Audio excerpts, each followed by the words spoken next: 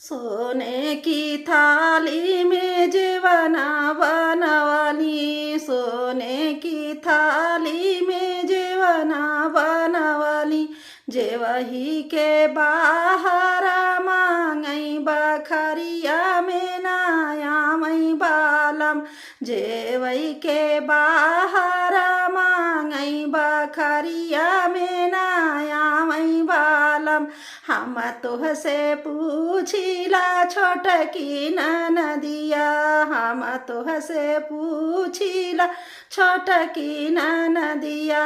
कवने बरन तोहर भैया बखरिया में नायामई बालम, कवने बरन तोहर भैया बखरिया में नायामई बालम। हमारे बीरन जी का ऊँचा ऊँचई लीलरा, आखिया भावा आखिया गुजर दो भावरवा बखरिया में नायामई बालम। सवर बरन मोरा भैया बखरिया में नायामई बालम। झझरे गढ़ुआ गंगा जल पानी, पियई के बाहर मांगई बखरिया में नायामई बालम, पियई के बाहर मांगई बखरिया में नायामई बालम।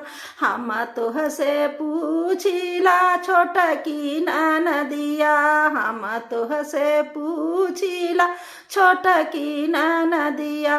कवनई बरन तोहर बिरना बखरिया में नायामई बालम, कवने बरन तोहर बिरना बखरिया में नायामई बालम। हमारे बीरन जी कई ऊँच ऊँचई लीलरा, हमारे बीरन जी का ऊँच ऊँच लीलरा। अखिया गुजर दो भावरवा बखरिया में नायामई बालम, आखिया गुजर दो भावरवा बखरिया में नायामई बालम। संवरई बरन मोरा भैया बखरिया में नायामई बालम। लवंग इलायची का बिड़वा लगाए, लवंग इलायची का बिड़वा लगाए। कूचई के बाहर मांगई बखरिया में नायामई बालम, कूचई के बाहर मांगई बखरिया में नायामई बालम।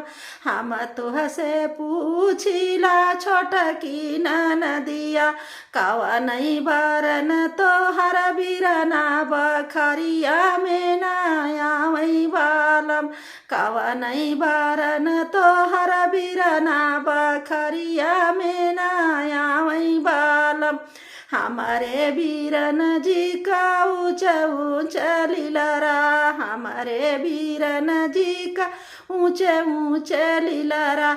आखिया गुजर दो भावरवा बखरिया में नायामई बालम, आखिया गुजर दो भावरवा बखरिया में नायामई बालम।